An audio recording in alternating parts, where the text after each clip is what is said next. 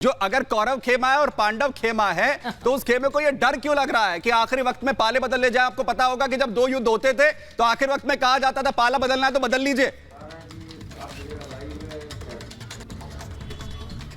देखिए, जो भी खेमे हो, जो भी जंग हो, जैसी भी महाभारत हो, सत्य की जीत होनी चाहिए और हम उस सत्य को रेखांकित करेंगे और आपको बताएंगे कि किस तरह से पिछले 10 साल सबसे अनूठे और खास रहे हैं और जो भी इस देश में सबसे गरीब तबका है उसके लिए और जो भी हकदार है जो एक बेहतर जिंदगी अपने लिए चाहता था, वो सारे के सारे वर्ण जितने भी हैं, जितने भी अलग अलग कॉन्स्टिट्यूएंसीज हैं लोगों की, उन सबके लिए कितने शानदार ये 10 साल रहे हैं और कैसे कैसे पूरी तरह से पुरजोर कोशिशों के साथ साथ एक बहुत ही मेहनत के साथ किस तरह से प्रधानमंत्री जी ने वो बात का जवाब देना किया है जो इतने सालों से नहीं हो पाया है।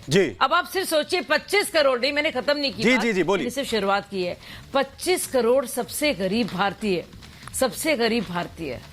सोचिए, अब वो गरीबी रेखा से ऊपर गए हैं। मल्टी डायमेंशनल पॉवर्टी थी, यानी कि जो 81 करोड़ लोग सुन लीजिए वो आप चुप रहिए भाई साहब, आप क्यों बोल रहे हैं?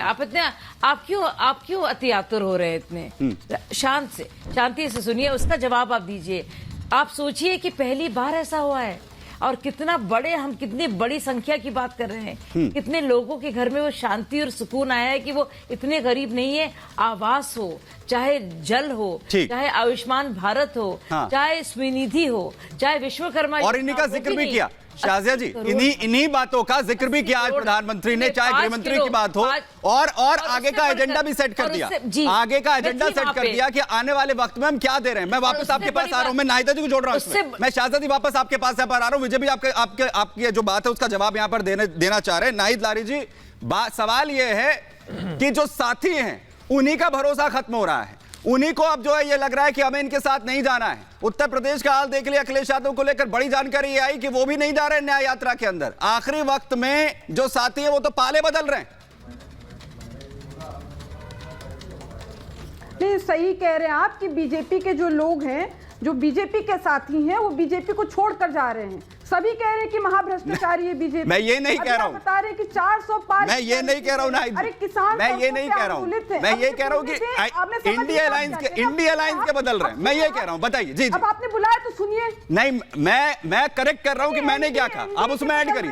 एनडीए में बहुत उथल, अरे मैं आपको बता रही हूँ कि बीजेपी महाभ्रष्टाचारियों की पार्टी है। इसका खुलासा तो खुद माननीय सुप्रीम कोर्ट ने कर दिया। जिस प्रकार से चुनावी बॉन्ड योजना लेकर आए, उसको माननीय सुप्रीम कोर्ट ने कहा, क्या कहा, उसको असंवैधानिक कहा। स्पष्ट है कि महाभ्रष्टाचारियों की पार्टी है, इसलिए तो इस प्रकार का चुनावी बॉन्ड लेकर आए। ये 8000 करोड़ के हवाई जहाज पर चलने वाले ये गरीबी मुक्त की बात कर रहे हैं। अरे इनको देखिए बीजेपी को कि 2017 से 2023 तक चुनावी चंदा लगभग 6600 करोड़ रुपए मिल गया, यानी 55% अकेले बीजेपी को मिला। ठीक है, 5-6 प्रदेशों में बीजेपी की सरकार है और स्टेट और सेंटर में भी बीजेपी की सरकार है। वहीं कांग्रेस की भी 3-4-5 प्रदेश में कांग्रेस की भी सरकार है। उनको लेकिन वो ये कह रहे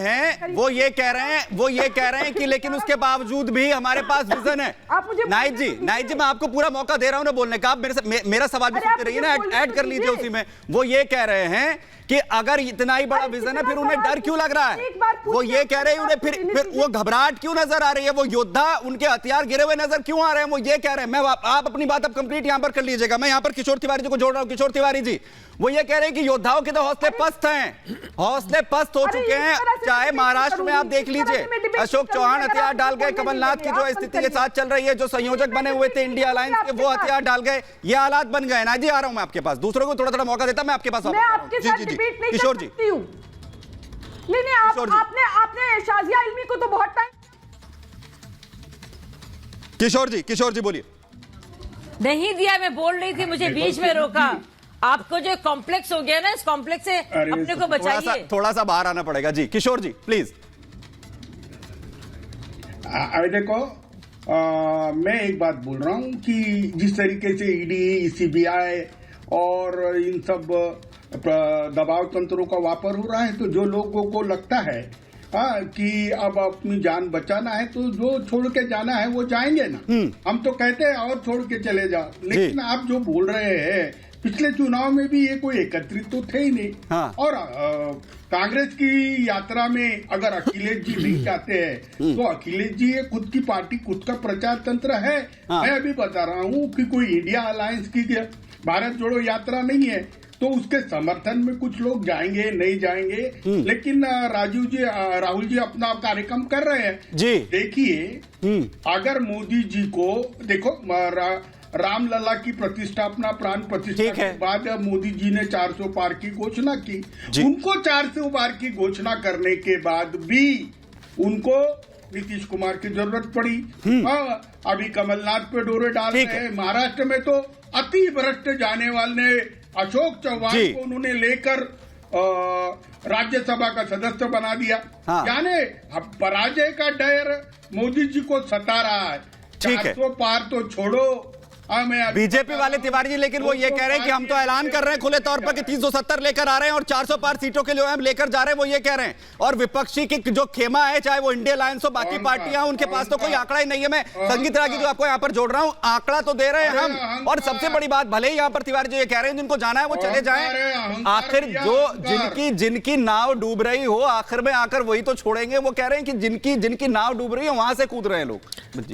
देखिए, पहली बात तो कि ये मैच अब लगभग एक तरफा हो गया है। ऐसा लगा था कि जब इंडिया गठबंधन बना था तो भारतीय जनता पार्टी को राष्ट्रीय स्तर पर कोई न कोई समस्या पैदा होगी, थोड़ी बहुत चैलेंज होगा। रागी जी, मालूम पड़ेगा आपको उस समय, आने वाले समय पे मालूम पड़ेगा। सर हमें बोल लेने दीजिए, आप भी बोल लीजिएगा अपने टर्न पे। उस समय ऐसा लगा था कि इंडिया गठबंधन से चैलेंज भारतीय जनता पार्टी को मिल सकता है, लेकिन भारतीय जनता पार्टी ने उनकी जो पूरा खेल था, वो चाहे वो महाराष्ट्र है, महाराष्ट्र में शिवसेना टूट गई है, एनसीपी टूट गई है, कांग्रेस बिखर गई है, उत्तर प्रदेश के अंदर जो है अखिलेश उनके साथ नहीं आ रहे हैं, बिहार में नीतीश उनसे छोड़ करके चले गए हैं। इंडिया गठबंधन अब आज के दिन में अस्तित्व में रह नहीं गया है। एक दूसरी बात,